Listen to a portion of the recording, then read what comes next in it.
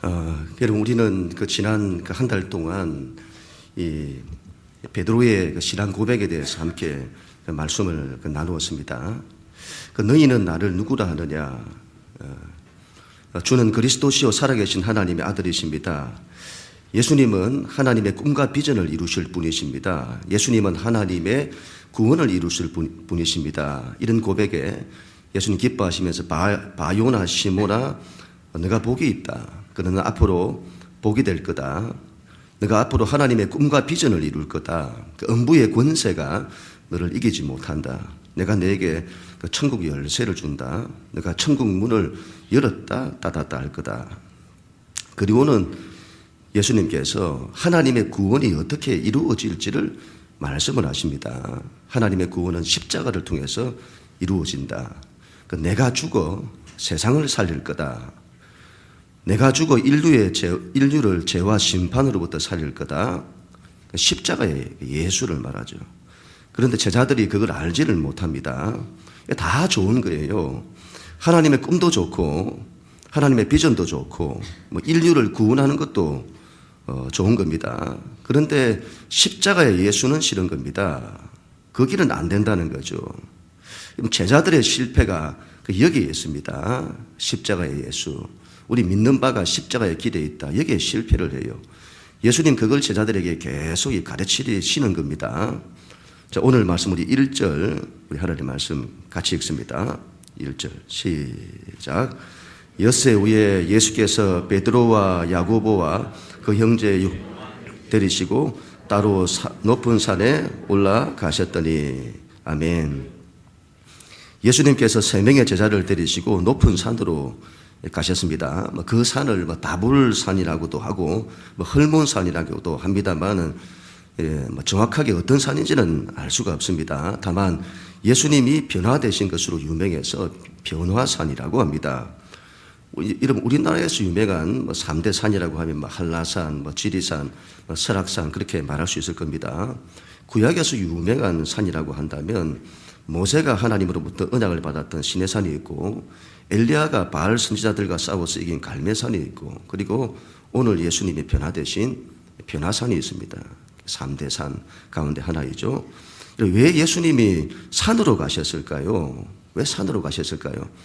고대 이름은 히브리인들의 세계관에서 산이란 하늘을 바치고 있는 겁니다. 하늘을 바치고 있는 게 산이라. 그래서 하늘과 땅을 이어주는 곳으로 여겼습니다. 그래서 하나님을 더 가까이 만나러 산으로 가는 겁니다. 모세도 산에서 하나님을 만나고 엘리야도 산에서 하나님을 만납니다.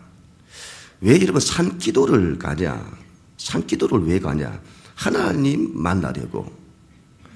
산 아래에서 하나님을 못 만나는 건 아닙니다만은 세상 속에서는 잘 안 보이는 겁니다. 잘 안 보여요. 이런 비행기를 타고 이륙을 하면 아래 세상이 이제 한눈에 보이죠. 도로가 보이고 자동차들이 보이고 이런저런 건물들이 다 보입니다. 한눈에 다 들어와요. 사람들이 무슨 개미처럼 다니고 자동차들이 무슨 이 깍두기처럼 막 움직여요. 세상 속에 있을 때는 몰랐는데 하늘에 올라가 보니까 세상이 보이고 인간의 자금이 보이고 자기가 보이는 겁니다. 사는 게 뭔지, 저렇게 갈등하고 싸우고 왜 그렇게 살아야 하는지 그거와 비슷한 거죠. 자본주의 세상 아닙니까? 기술 문명의 세상, 치열한 생존 경쟁 속에 빠져서 정신없이 사는 겁니다. 아무것도 안 보여요. 높은 산에 올라가 내려다보니 꿈이 보이고 잃었던 꿈이 보이고 인간사가 보이고 자기의 참모습이 보이는 겁니다. 예수님 혼자 가시지 않고 제자들과 함께 산으로 가십니다. 그 이유는 제자들이 잘 보지를 못하는 겁니다. 하나님의 뜻이 무엇인지 그걸 잘 몰라요. 그래서 예수님께서 하나님의 초월의 자리로 그들을 데리고 가시는 겁니다. 높은 곳으로 데리고 가시는 거죠. 하나님의 시선으로 봐라. 하나님의 시선으로 봐라. 저희 집 큰아이가 지리산에 가고 싶다고 하더군요. 제가 겨울산은 위험해서 안 된다고. 올라갔다가 내려올 건데 뭐 한다고 올라가냐고. 아빠는 산보다 바다가 더 좋더라. 제가 말씀을 준비하면서 생각을 좀 바꿨습니다. 우리 예수님 갈릴리 바다에서 많은 사역을 하십니다만은 때때로 이 산에 올라가셔서 기도하시고 충전하시는구나. 한 번씩 산에도 가고 그래야겠구나 싶었습니다. 지금 여러분 성경이 계속해서 제자들의 실패를 말하고 있다는 것을 우리가 주목을 해야 합니다. 어떤 면에서 실패하느냐? 십자가의 예수에 대해서 실패합니다. 예수님 그걸 깨닫게 하시는 겁니다. 그래서 산으로 가시는 거예요. 2절 3절 같이 읽습니다. 시작. 그들 앞에서 변형되사 그 얼굴이 해같이 빛나며 옷이 빛과 같이 휘어졌더라. 그때 모세와 엘리야가 예수와 더불어 말하는 것이 그들에게 보이거늘. 아멘. 예수님께서 그 산에서 영광스러운 모습으로 변형이 되십니다. 이 사건은 구약의 모세를 연상케 합니다. 모세가 여러분 그 옛날 이스라엘이라고 하는 나라를 건국할 때에 시내 산에서 하나님을 만나고는 변형이 되었습니다. 모세가 하나님의 영광스러운 일을 하는데 그 영광이 얼굴에 나타나 광채가 난 겁니다. 예수님께서도 본격적인 하나님 나라를 출발하십니다. 세상을 구원하세요. 그 영광스러운 일을 하시는 예수님의 얼굴이 해같이 빛나고 옷이 빛과 같이 휘어진 겁니다. 그때에 모세와 이 엘리야라고 하는 사람들이 나타나 예수님과 함께 말씀을 나누었습니다. 왜 이런 모세와 엘리야가 나타났을까요? 모세는 구약을 대표하는, 구약의 율법을 대표하는 사람이고 엘리야는 구약의 예언자를 대표하는 사람입니다. 그들은 구약에서 하나님의 꿈과 비전에 헌신한 자들입니다. 하나님의 구원 역사를 감당한 사람들입니다. 예수님께서 그들과 말씀하시는 것은 모세와 엘리야로 대표되는 구약을 통해 이루어졌던 하나님의 꿈과 비전이 예수님을 통해 완성될 것을 말씀하는 겁니다. 모세와 엘리야가 이렇게 말을 했을 것입니다. 당신은 그리스도요 살아계신 하나님의 아들이십니다. 당신은 오실 메시아입니다. 구원자입니다. 이제 하나님의 꿈과 비전을 성취하소서. 우리가 그 길을 예비했습니다. 이제 당신이 완성하소서. 세상을 구원하소서. 누가복음에서는 이렇게 말을 했다고 합니다. 누가복음 9장 30절 31절 같이 읽습니다. 문득 두 사람이 예수와 함께 말하니 이는 모세와 엘리야라. 영광 중에 나타나서 장차 예수께서 예루살렘에서 별세하실 것을 말할세. 아멘. 예수님과 무슨 이야기를 나누었는가 하면 예수님께서 예루살렘에서 별세하실 것에 대해 나누었다. 별세라고 하는 것은 죽음을 말하죠. 예수님의 죽음에 대해서 이야기를 나누었다는 겁니다. 하나님의 구원의 비밀, 십자가를 말하죠. 예수님께서 베드로의 신앙 고백 이후에 그 비밀을 말씀하셨습니다. 십자가가 구원의 길이다. 구원의 능력이다. 그런데 제자들이 알지를 못합니다. 예수님이 그 길을 가시면 안 된다고 합니다. 말도 안 되는 소리라고 합니다. 그런데 모세와 엘리야가 그걸 예수님과 말씀하는 겁니다. 그들이 예수님에게 십자가의 길을 가셔야 한다고. 예수님이 십자가의 길을 가신다고 하니 바로 그 길이라고. 그 길이 하나님의 꿈과 비전을 이루는 방법이고 세상을 구원하는 길이라고. 예수님께서 이러면 변화산에서 영광스러운 모습으로 변형되시는 것은 다른 것이 아닙니다. 십자가의 길이 영광의 길이다. 그걸 가르쳐 주시는 거죠. 믿는 자의 길이 십자가에 있다. 이 세상을 사랑하고 그들을 섬기고 그들을 위해서 낮아지고 희생하고, 그게 우리의 길이다. 십자가 없이는 죄 사함이 없다. 십자가 없이는 구원이 없다. 이 길이 영광이다. 이게 영광이라는 것을 제발 좀 알아라. 그런데 사람들이 모르는 겁니다. 사람들은 예수님이 정치적 메시아, 경제적 메시아, 종교적 메시아이기를 원했습니다. 십자가의 예수를 원하지 않습니다. 여러분, 예수님이 당신 자신이 죽어 세상을 살리시겠다고 합니다. 당신을 희생하여 하나님의 구원을 이루겠다고 하십니다. 여러분, 이런 메시아가 어디에 있습니까? 역사 속에 나타난 여러분 그 어떤 성인, 그 어떤 위인, 그 어떤 영웅 중에 그런 사람이 어디에 있습니까? 그들이 정치를 말하고 종교를 말하고 문학을 말하고 철학을 말하고 이데올로기를 말하고 기술 문명을 말하고 그런 자들은 수도 없이 있어 왔습니다. 당신의 전부를 희생하여 세상을 살리는 그런 분이 어디에 있습니까? 깨달음을 얻어 도의 경지에 이르는 것, 그런 것이 중요한 것이 아닙니다. 믿는 자의 길은, 우리 믿는 자의 길은 자신을 버려 세상을 살리는 데 있습니다. 이것이 기독교의 유일성이고 기독교가 가야 할 길인 겁니다. 이 세상 여러분 어떤 신 중에 그런 신이 있습니까? 고난당하시는 하나님. 하나님께서 우리를 사랑하셔서 우리를 위해 당신의 전부를 내어놓으시는 겁니다. 그런 신이 어디에 있습니까?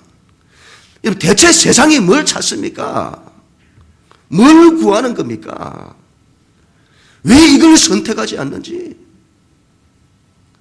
왜 이 하나님을 싫어하는지?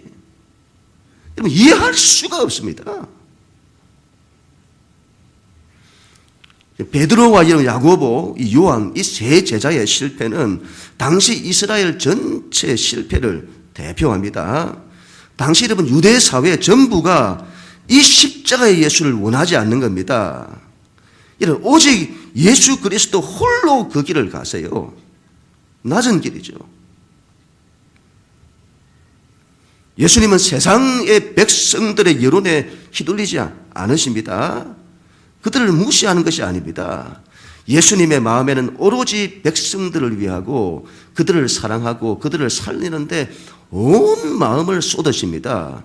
그들을 살리기 위해 당신의 목숨까지도 내어놓으십니다. 그러나 그것과 백성들의 뜻을 쫓는 것은 전혀 다른 겁니다.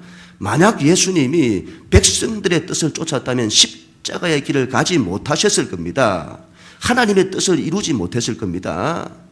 진정 나라와 백성을 위하는 것이 무엇인지를 알아야 됩니다. 우리 믿는 자들은 십자가의 길에 있습니다. 이 길이 영광의 길이라는 것을 알아야 합니다. 그래서 믿는 자는 사랑의 사람이 되어야 하고 희생하는 사람이 되어야 합니다. 섬기는 사람이 되어야 하고 낮아지는 사람이 되어야 합니다. 이런 사람이 세상을 살려요. 이런 사람에게는 생명이 따라 붙습니다. 예수님의 간절한 소원이시죠. 제발 그런 사람이 되라. 제발 그런 사람이 되라. 그래야 너희가 세상을 살린다.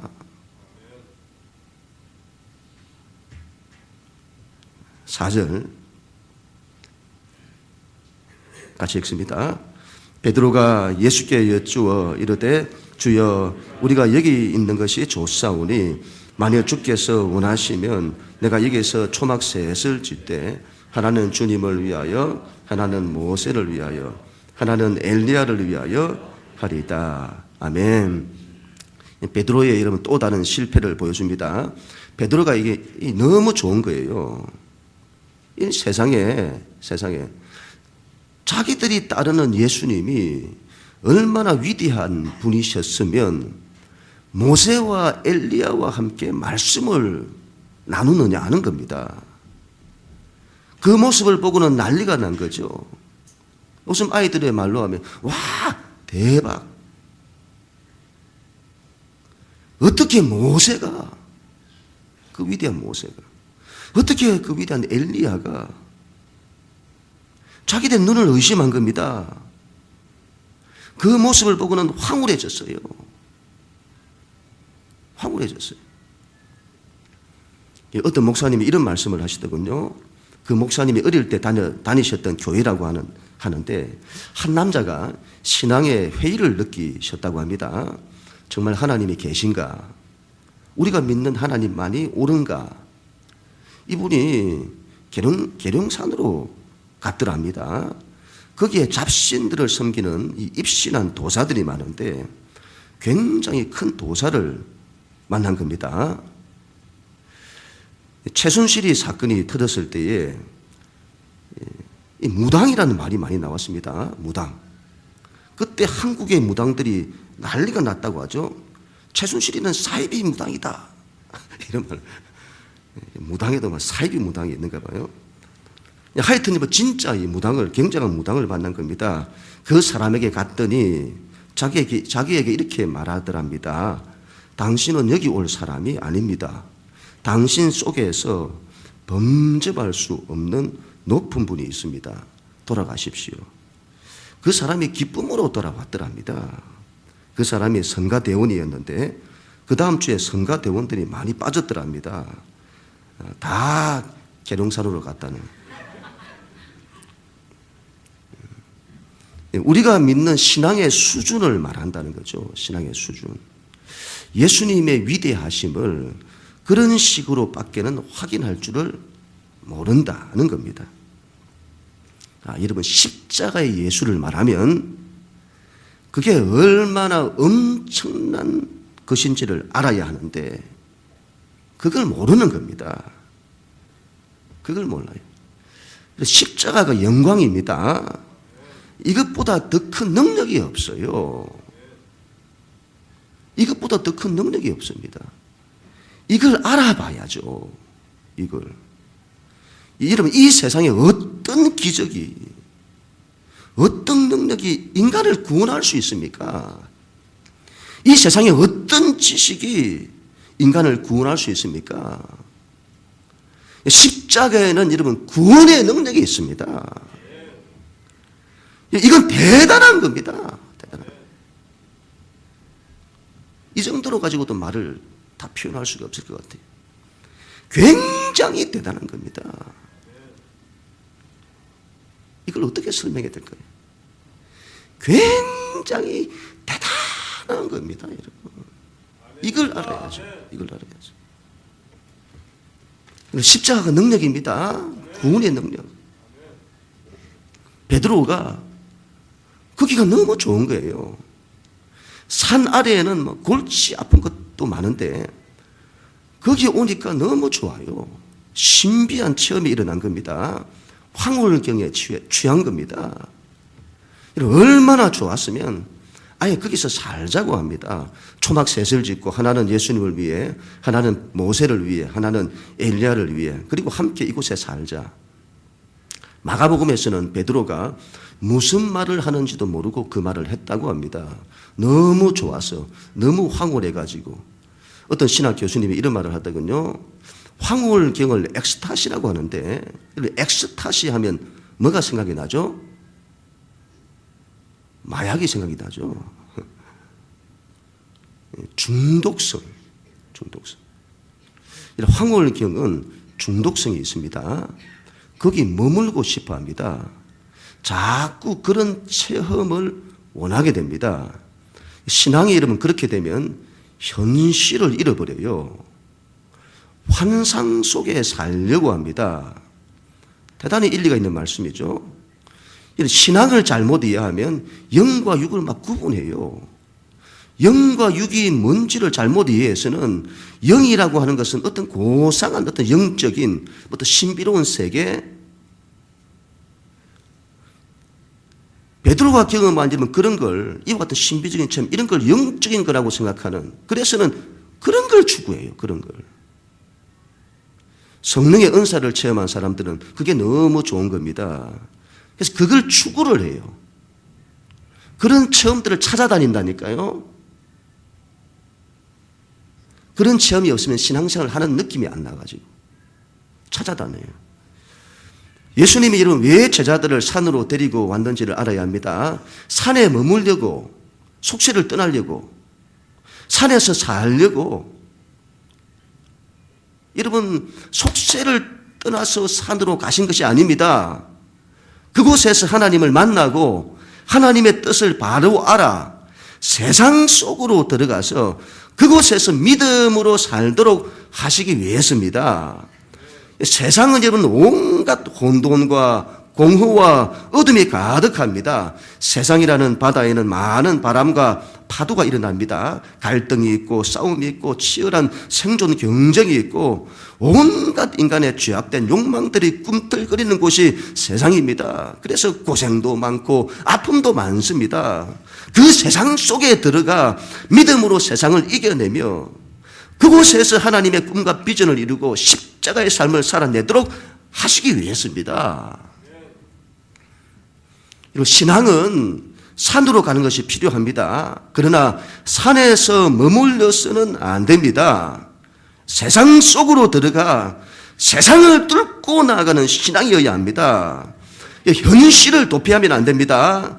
현실을 당당하게 맞서야 합니다. 아무리 어려운 현실이라도 당당히 맞서야 합니다. 그렇지 않으면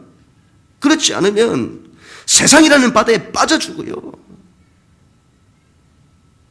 현실 도피는 굉장히 안 좋은 겁니다. 이 학생들이 게임에 너무 빠지고 스마트폰에 너무 빠지고 웹툰에 너무 빠지고 너무 그러면 안 됩니다. 그런 걸 너무 좋아해요. 너무 좋은 겁니다. 그래서는 어디 놀러 가자고 해도 싫어해요. 집에 전화를 하면 자꾸 빨리 끊으라고. 이 뭔가 하는 겁니다. 뭔가를 하고 있어요. 뭔가 빠져가지고 그런 게 너무 재밌는 겁니다. 다른 게 다 싫어요. 현대사회에서 폐인들이 많은 이유가 그런 거죠. 사이버 세상에 빠져 폐인된 사람들이 많죠. 그래서는 이 세계에 빠지면 사회성도 없고 관계성도 없고 사람을 이해할 줄도 모르고 자기밖에 모르고 그런 건 여러분 자기가 죽는 길입니다. 너무 황홀한 거, 너무 재미있는 거, 그런 거 여러분 너무 찾지 마세요. 현대사회가 이 펀이라고 하죠. 재미를 추구하잖아요. TV를 보면 전부 예능 천지입니다. 요즘 먹방까지. 제가 우연히 아프리카 TV라는 걸 봤는데 이 벤츠라고 하는 이 젊은 사람 알 거예요. 벤츠라고 하는 이 젊은 친구가 세상에 짜장면을 10그릇을 먹어요. 짜장면을. 제가 우연히 보고는 놀랐습니다. 그런데 여러분 더 놀라운 것은 그 영상을 본 사람이 얼마인지 아십니까? 보통 100만이 넘어요. 100만이. 그게 뭐라고? 100만이 넘어요. 그 사람은 그걸로 돈을 벌어요. 제가 보니까 얼마나 재밌는지요. 어떻게 저걸 다 먹나? 그래서 사람들이 빠지는 겁니다. 그런데 보고 있다가 이런 생각이 드는 겁니다.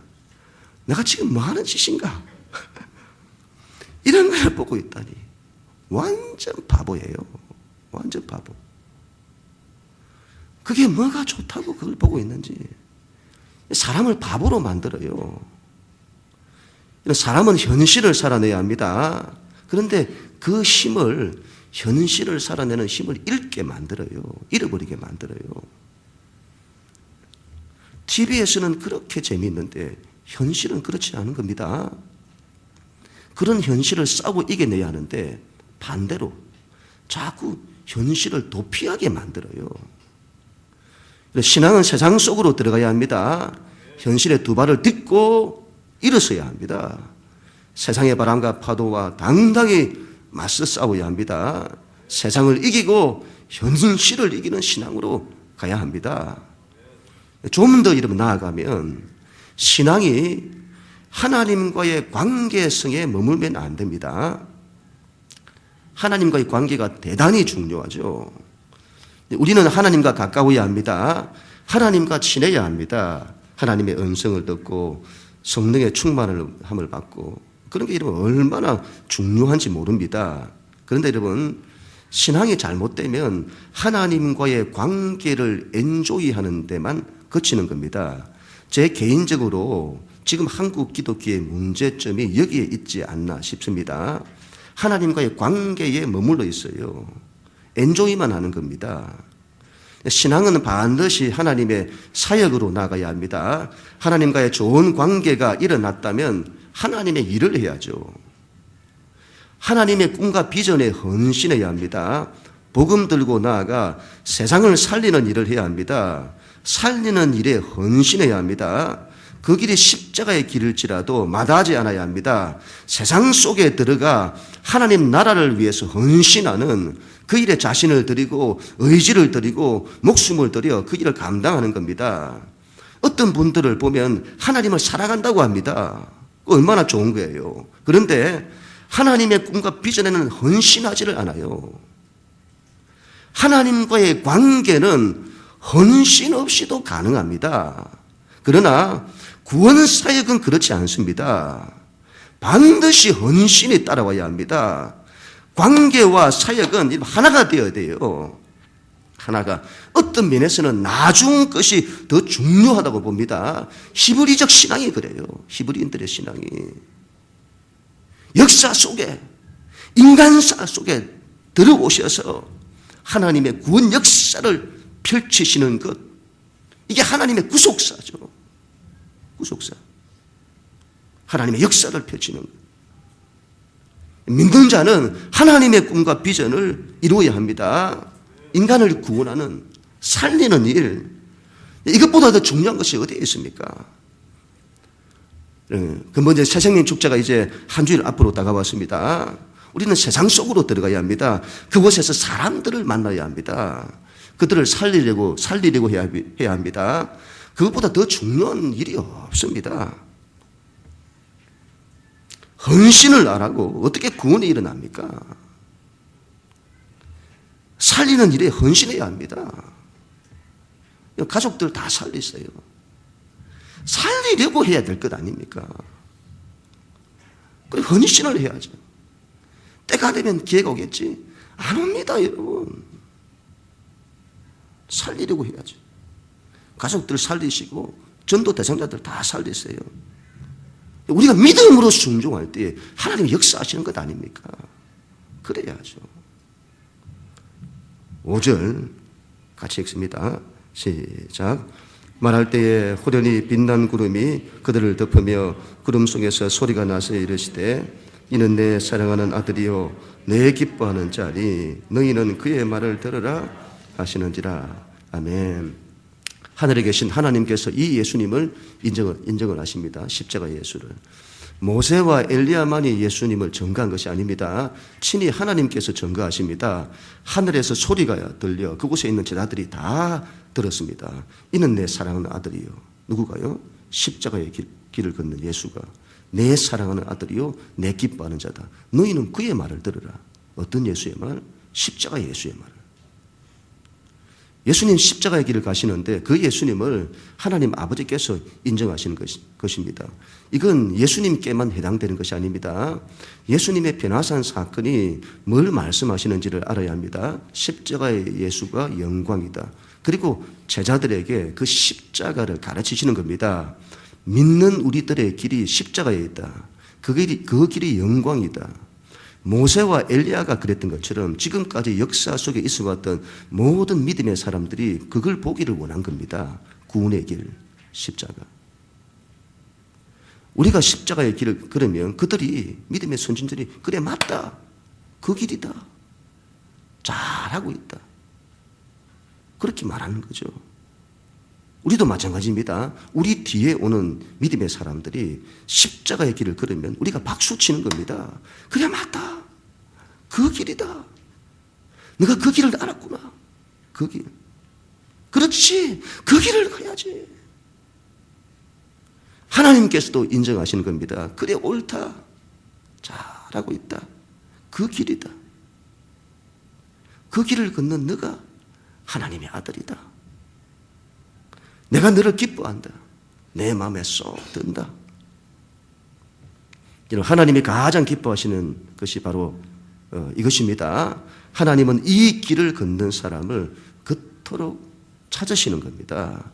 그런 사람이 나올 때까지 기다리시고 그런 사람이 나타나면 그를 통해서 하나님의 역사를 펼치시는 겁니다. 하나님의 아들이다. 이 말이 여러분 얼마나 엄청난 말인지를 알아야 됩니다. 우리가 예수 그리스도 안에서 하나님의 아들들이 되는 거잖아요. 이 말이 얼마나 엄청난 말인지를 알아야죠. 아들이라는 말은 하나님이 낳았다는 거잖아요. 하나님이 낳았다. 어느 신학 교수님이 이런 말을 하더군요. 개가 새끼를 낳으면 뭐죠?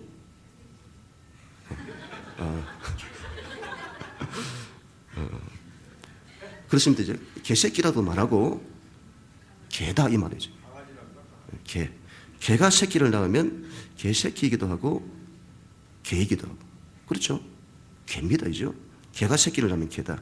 고양이가 새끼를 낳으면요 고양이다. 그렇죠. 사람이 새끼를 낳으면요 사람 새끼이기도 하고 사람입니다. 사람. 하나님이 죄송합니다만 새끼를 자식을 낳으면요 하나님이다. 하나님의 아들이다. 하나님이다. 그게 삼위일체라고 하더군요. 이것이 하나님께서 십자가의 예수를 통해 우리를 구원하시는 목적이라는 겁니다. 상당히 일리가 있다고 봅니다. 우리를 하나님의 아들들이 되게 하는 겁니다. 다시 말하면 신의 반열에까지 오르게 하는 겁니다. 하나님의 역사의 목적이죠. 예수님의 십자가가 얼마나 대단한지를 알아야 됩니다. 이걸 이룬다 이 말이죠. 그 구원의 능력인 겁니다. 마지막으로 6절, 7절 같이 읽습니다. 시작. 제자들이 듣고 엎드려 심히 두려워하니 예수께서 나와 그들에게 손을 대시며 이르시되 일어나라 두려워하지 말라 하시니 제자들이 눈을 들고 보매 오직 예수 외에는 아무도 보이지 아니하더라. 아멘. 제자들이 눈을 들고 보았더니 오직 예수님 외에는 이제 아무도 보이지 않았습니다. 모세와 엘리야는 사라지고 없어졌습니다. 오직 예수님만 보이더라. 이제 우리의 신앙은 예수님만 보여야 합니다. 히브리서 1장 3절에서 예수님을 두고 그분은 하나님의 영광의 광채시요 그 본체의 형상이라고 하셨습니다. 이게 무슨 말이죠? 예수님은 하나님의 온전한 계시다. 지금까지는 여러분 모세로 대표되는 율법이 최고 버전이었습니다. 그러나 이제 온전한 계신 예수님을 통해서 복음이라는 완전한 버전이 나온 겁니다. 이런 상위 버전이 오면 하위 버전은 파괴되는 겁니다. 물론 쓰임새가 있습니다만 상위 버전을 쓰는 사람에게는 하위 버전은 별 의미가 없어요. 새 술은 새 부대에 담아야 하는 겁니다. 우리의 신앙은 오직 예수입니다. 오직 예수님만 보여야 합니다. 예수님 외에는 아무것도 보이지 않아야 합니다. 그리스도의 충만함으로 충만해야 합니다. 그리스도의 장성한 분량까지 자라야 합니다. 그분의 사랑, 그분의 믿음, 그분의 소망을 닮아야 합니다. 그분처럼 살고자 해야 합니다. 세상을 구원하고자 하는 그분의 꿈과 비전, 우리 것으로 다 삼아야 되는 거죠. 십자가 복음을 들고 세상을 살리고자 하시는 주님이 가신 그 길, 우리가 그대로 우리 것으로. 이런 게 굉장히 복이에요. 이게 영광이라는 것을 알아야 되겠습니다. 결론을 맺습니다. 산으로 가는 것이 필요합니다. 높은 곳에서 하나님의 눈으로 세상과 역사를 바라보아야 합니다. 하나님의 꿈과 비전은 십자가를 통해서 이루어집니다. 십자가가 영광입니다. 산에 머무르려고 해서는 안 됩니다.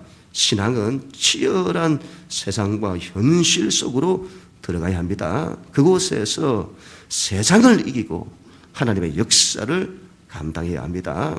살리는 일에 헌신해야 합니다. 우리 하나님이 기뻐하실 것입니다. 그는 우리 모두가 다 될 수 있기를 주님 이름으로 간절히 축원합니다.